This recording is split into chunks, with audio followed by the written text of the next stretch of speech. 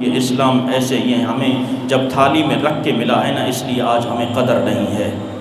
ہمیں گھر بیٹھے اسلام ملا، آج ہم اسلام پر ہوٹنگ اس لیے زیادہ کرتے ہیں، مذہبی لوگوں پر ہوٹنگ اس لیے زیادہ کرتے ہیں کہ ہمیں کوئی قربانی نہیں دینی پڑی، ہمیں اپنے بچوں کو قربان نہیں کرنا پڑا، ہمیں اپنی جانوں کا نذرانہ نہیں دینا پڑا، ہمیں اپنے مال کی قربانی نہیں دینی پڑی۔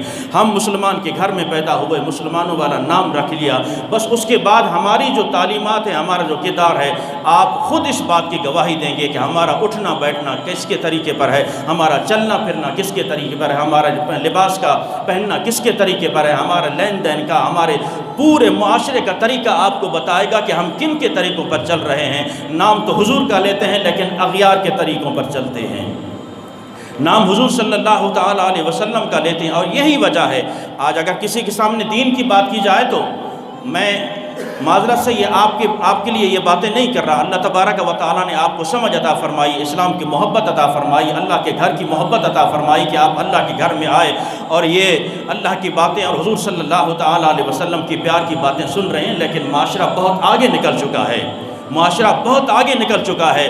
ہمارا واسطہ ہر قسم کے لوگوں کے ساتھ پڑتا رہتا ہے۔ ہم جب دین کی بات کرتے ہیں لوگ پھر ایسی ایسی عجیب باتیں بناتے ہیں، ایسی ایسی عجیب ہوٹنگیں کرتے ہیں، یعنی کہ ان کے سامنے دین کا نام لینا ایک چڑ بن گئی ہے۔ آپ نے دین کا نام لیا بس ان کو آگ لگ جائے گی، آپ نے اسلام کا نام لیا، حضور صلی اللہ تعالیٰ علیہ وسلم کا نام لیا، بس ان کو تن بدن میں آگ لگ جاتی ہے کہ یہ نام کیوں استعمال کیا۔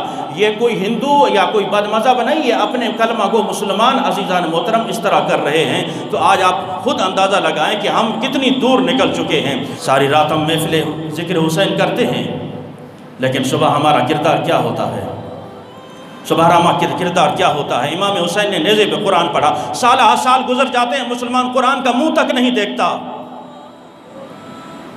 امام حسین رضی اللہ تعالیٰ عنہ نے نیزے کی نوک پہ قرآن پڑھا، دھڑ ساتھ نہیں ہے، سر مبارک سے قرآن کی آواز آتی ہے، اور اس کا چاہنے والا، اس کا ماننے والا کیا کرتا ہے، پھر یزیدیوں کے ساتھ جا کے کھڑا ہو جاتا ہے، ان کے ساتھ کھڑا، پتا ہے کہ یہ ظالم ہے، سفاک ہے، فاجر ہے، فاسق ہے، لیکن کیوں؟ اس لیے کہ ہمارے ذہنوں میں یہ چیز سوار ہو چکی ہے۔ کامیاب وہ ہے جو بدمعاش ہو، آج کامیاب وہ ہے جو ہر برے کام کرتا ہو۔ شریف انسان کو ہم کہاں کامیاب سمجھتے ہیں؟ شریف انسان کو تو لوگ آج جینے نہیں دیتے، سر اٹھانے نہیں دیتے، اس لیے کہ اسے شریعت کا پتہ ہے۔ آپ بات کرو گے اس نے تعلیم مصطفیٰ صلی اللہ تعالیٰ علیہ وسلم پڑھی ہے، وہ آپ کی بات کو درگزر کر دے گا، آپ سمجھتے ہو یہ سب سے زیادہ بزدل ہے۔ ایسا ہرگز نہیں ہے، ایسا نہیں ہے میرے ساتھیوں۔ جس کے دل میں غیرت ایمانی، خدا کی قسم اس کائنات میں سب سے زیادہ بہادر وہی ہے جس کو اللہ تبارک و تعالیٰ نے غیرت ایمانی سے نوازا ہے، جس کو ایمان پر رسول اللہ صلی اللہ تعالیٰ علیہ وسلم کی عزت اور ناموس پر غیرت آتی ہو، صحابہ کی عزت اور ناموس پر غیرت آتی ہو، اہل بیت کی عزت اور ناموس پر غیرت آتی ہو، اور اولیاء اللہ کی عزت اور ناموس پر غیرت آتی ہو، قرآن کی عزت اور ناموس پہ غیرت آتی ہو، اللہ کے گھر کی عزت اور ناموس پہ غیرت آتی ہو، سب سے بڑا غیرت مند کائنات میں وہی ہے۔ لیکن ہم نے آج اسے بزدلی کا نام دیا، ہم ایسے انسان کو آج بزدل سمجھتے ہیں۔ حشر کو ہوگا معلوم کہ جیتا کون اور ہارا کون، ہم سوئے حشر چلیں گے شہ ابرار کے ساتھ، قافلہ ہوگا رواں قافلہ سالار کے ساتھ۔ یہ تو طیبہ کی محبت کا اثر ہے، ورنہ کون روتا ہے لپٹ کر در و دیوار کے ساتھ۔ جناب سیدنا حضرت مصعب بن عمیر رضی اللہ تعالیٰ عنہ، جب حضور صلی اللہ تعالیٰ علیہ وسلم پر اتنا بڑا حملہ ہوا، لوگوں نے کہا کہ رسول اللہ کو شہید کر دیا گیا ہے، ابو سفیان نے مشہور کر دیا۔ حضرت انس بن نضر رضی اللہ تعالیٰ عنہ آپ جھرمٹ میں چلے جاتے ہیں، دیکھا کہ صحابہ نے تلواریں پھینک دی ہیں، پوچھا کیا ہوا؟ کہا کہ جس کے لیے لڑتے تھے وہ تو آج شہید ہو گئے، جس کے لیے لڑتے تھے وہ تو شہید کر دیے گئے۔ اللہ اکبر۔ حضرت انس بن نضر رضی اللہ تعالیٰ عنہ کہتے ہیں پھر کیا دیکھ رہے ہو، کیا دیکھ رہے ہو؟ حضرت انس بن نضر کافروں کے جھرمٹ میں گھس جاتے ہیں اور اتنے زور کا حملہ کرتے ہیں، چاروں طرف سے آپ پر حملہ ہوتا ہے، اور حضرت انس بن نضر رضی اللہ تعالیٰ عنہ کا کیما بنا دیا جاتا ہے، جسم پر کوئی ایسا حصہ نہ تھا جہاں زخم نہ ہو۔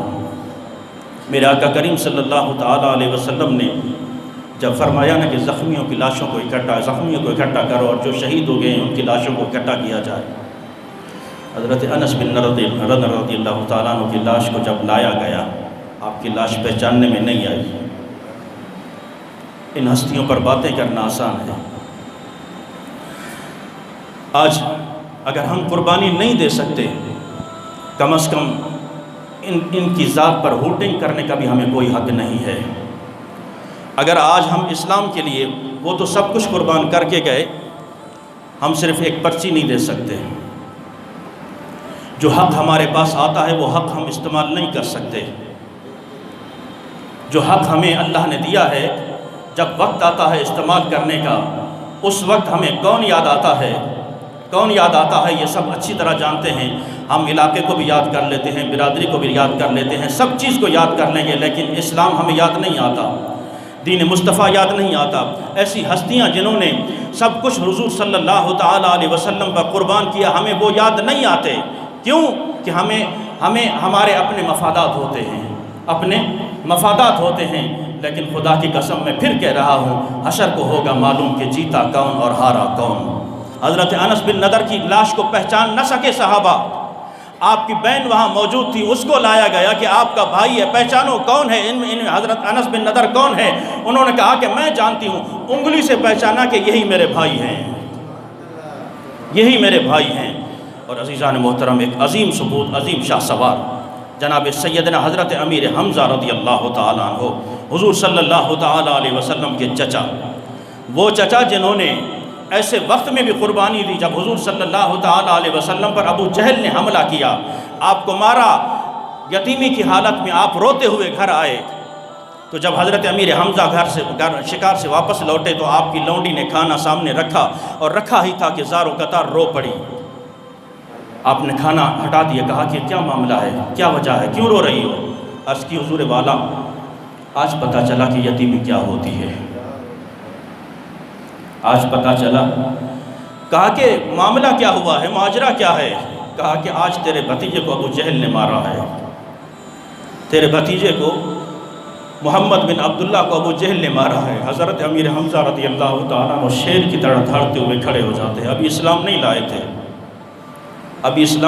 لائے تھے، فرمایا کہ کس کی جرأت ہے کہ میرے بھتیجے پر حملہ کرے؟ آپ فوراً دوڑے، ابو جہل حرم میں موجود تھا، اتنی زور سے اس پر حملہ کیا کہ خون سے لہو لہان ہو جاتا ہے، قبائل آگے بڑھتے ہیں۔ ابو جہل بڑا سیاںا تھا، اس نے کہا کہ نہیں، امیر حمزہ وہ شاہ سوار نڈر بہادر ہے، سب سے لڑ جائے گا۔ کہا کہ دور ہو جاؤ، کوئی اس پر حملہ نہیں کرے گا، اس کا حق بنتا ہے، ٹھیک ہے مجھے مارے۔ ابو جہل کو مار کر جب واپس پہنچے، حضور صلی اللہ تعالیٰ علیہ وسلم کی آنکھوں سے زاروں قطار آنسو ہے۔ عرض کی بھتیجے، میں تیرا انتقام لے کر آیا ہوں۔ فرمایا میں ایسے خوش نہیں ہوتا، میرے چچا جان، تو نے میرا انتقام لیا ہے، ابو جہل کو مارا ہے، لیکن میں اس چیز سے خوش نہیں ہوتا، میں تب خوش ہوں گا جب تو کلمہ پڑھ کر مسلمان ہو جائے گا۔ عرض کی پھر مجھے کلمہ پڑھائیے، میں مسلمان ہونا چاہتا ہوں۔ اشہد ان لا الہ الا اللہ و اشہد ان محمد رسول اللہ۔ حضرت امیر حمزہ کلمہ پڑھ کے مسلمان ہو جاتے ہیں، اور بڑی بڑی جنگوں میں آپ نے شرکت کی۔ تو میں عرض کر رہا ہوں، وہ شاہ سوار ناڈر بہادر، آپ پر جب حملہ کیا گیا، برچھے کا ایسا تیزدار حملہ ہوتا ہے کہ حضرت امیر حمزہ رضی اللہ تعالیٰ عنہ زمین پر تشریف لے آتے ہیں، پھر ظالم آگے بڑھتے ہیں، کیونکہ بھگدڑ مچ چکی تھی، آپ کا پیٹ چاک کیا گیا، آپ کا کلیجہ باہر نکالا گیا، ہندہ آگے بڑھتی ہے اور حضرت امیر حمزہ رضی اللہ تعالیٰ عنہ کا کلیجہ باہر نکال کر سب کے سامنے منہ میں چباتی ہے۔ بات کرنا بہت آسان ہے، خدا کی قسم دل پھٹتا ہے۔ آج ہم پتہ نہیں کس ڈگر پہ چل رہے ہیں، ہمیں یہ چیزیں آج نظر نہیں آتی، اور جن جن ہستیوں نے عظیم قربانیاں دی آج ہم ان کو بھلا بیٹھے ہیں۔ جب آپ کا کلیجہ چبایا گیا اور کسی نے خبر دی کہ یا رسول اللہ، آپ کے چچا امیر حمزہ کو شہید کر دیا گیا ہے، حضور صلی اللہ تعالیٰ علیہ وسلم میدان کی طرف بڑھتے ہیں۔ امیر حمزہ رضی اللہ تعالیٰ عنہ کی جب لاش کو دیکھا تو آپ کی آنکھیں چھم چھم برسی، خوب روئے۔ کیوں؟ حضرت امیر حمزہ کو ناک کاٹ دی گئی تھی، آپ کے کان کاٹ دیے گئے تھے، آپ کے ہونٹ کاٹ دیے گئے تھے، آپ کے بازو کاٹ دیے گئے تھے۔ تاریخ میں آتا ہے کہ حضرت امیر حمزہ رضی اللہ تعالیٰ عنہ کے 11 ٹکڑے کیے گئے تھے، 11 ٹکڑے۔ آج ہمیں سوئی چبھے ہم سے درد برداشت نہیں ہوتا، کانٹا چبھے درد برداشت نہیں ہوتا، وہ بھی اپنی ذات کے لیے، لیکن اسلام کی راہ میں تو ہم یہ بھی برداشت نہیں کر سکتے۔ اسلام کی راہ میں ہم کسی کی بات برداشت نہیں کر سکتے۔ اسلام کی راہ میں ہم کیا قربانیاں دیں گے، یہ عظیم قربانیاں دینے والے آج ہم ان کا نام تک بھول گئے۔ میرے آقا کی آنکھیں چھما چھم برسی، آپ نے لاش کو دیکھا، پیچھے پلٹے، آپ کی بہن حضرت امیر حمزہ کی بہن حضرت صفیہ رضی اللہ تعالیٰ عنہ موجود ہیں۔ عرض کی یا رسول اللہ مجھے میدان میں آنے کی اجازت دیجیے، مجھے پتہ چلا ہے کہ میرے بھائی کو شہید کر دیا گیا ہے، میں بھائی کا آخری دیدار کرنا چاہتی ہوں۔ میرے آقا نے فرمایا تو عورت ذات ہے، لاش کو دیکھ نہیں سکے گی، لہٰذا تجھے اجازت نہیں ہے۔ عرض کی یا رسول اللہ مجھے پتہ چل چکا ہے، بس آپ مجھے اجازت دیجیے تاکہ میں بھائی کا آخری دیدار کر لوں۔ عزیزان محترم، حضرت صفیہ آتی ہیں، عورت ذات ہے، ایمان دیکھیے، دلیری دیکھیے، بہادری دیکھیے۔ حضرت امیر حمزہ رضی اللہ تعالیٰ عنہ کے چہرے کا آخری دیدار کیا اور میدان سے واپس پلٹ آتی ہیں۔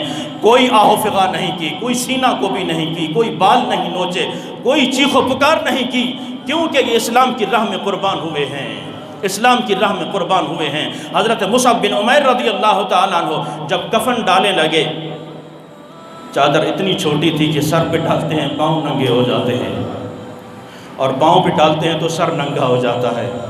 حضرت مصعب بن عمیر رضی اللہ تعالیٰ عنہ وہ ہستی ہیں جو کسی وقت میں شاہانہ لباس پہنا کرتے تھے۔ آپ کے جسم پر کوئی ایک لباس اگر ایک مرتبہ آ جاتا تو ماں باپ دوبارہ پہننے کی اجازت نہیں دیتے تھے۔ آپ شاہی کھانا کھاتے، شاہی لباس میں رہتے، شاہی ماحول میں رہتے تھے، لوگ دور سے آپ کو دیکھ کر پہچان جاتے تھے کہ یہ مصعب بن عمیر آ رہا ہے۔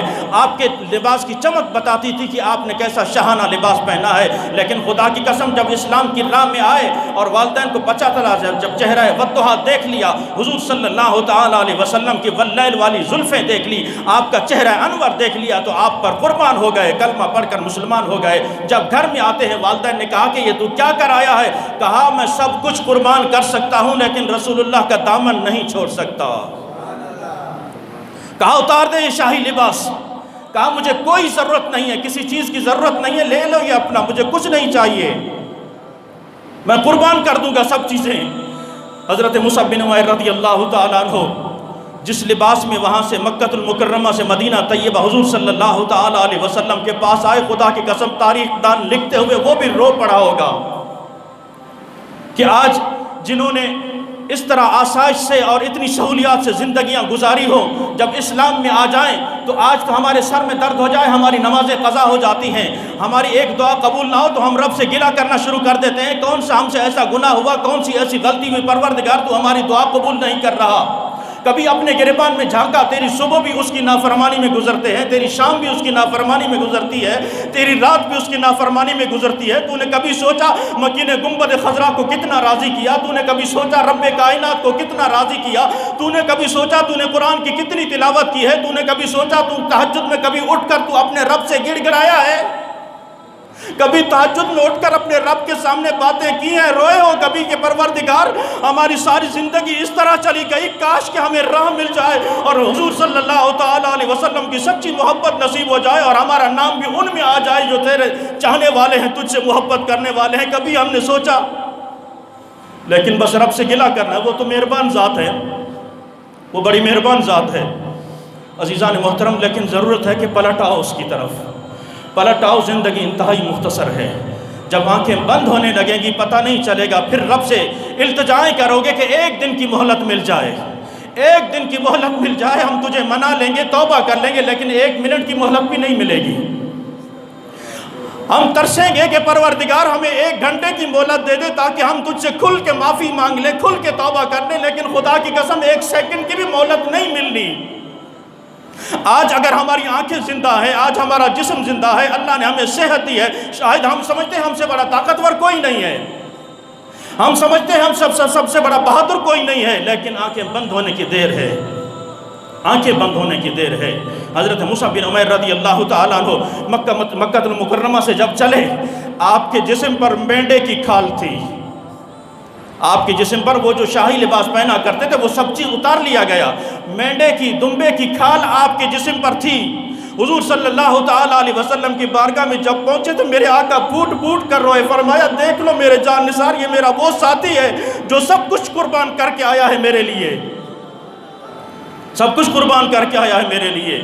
اور پھر مقام بھی وہ ملا، حضرت مصعب بن عمیر رضی اللہ تعالیٰ عنہ اسی جنگ احد میں شہید ہوئے حضور صلی اللہ تعالیٰ علیہ وسلم کی حفاظت کرتے ہوئے۔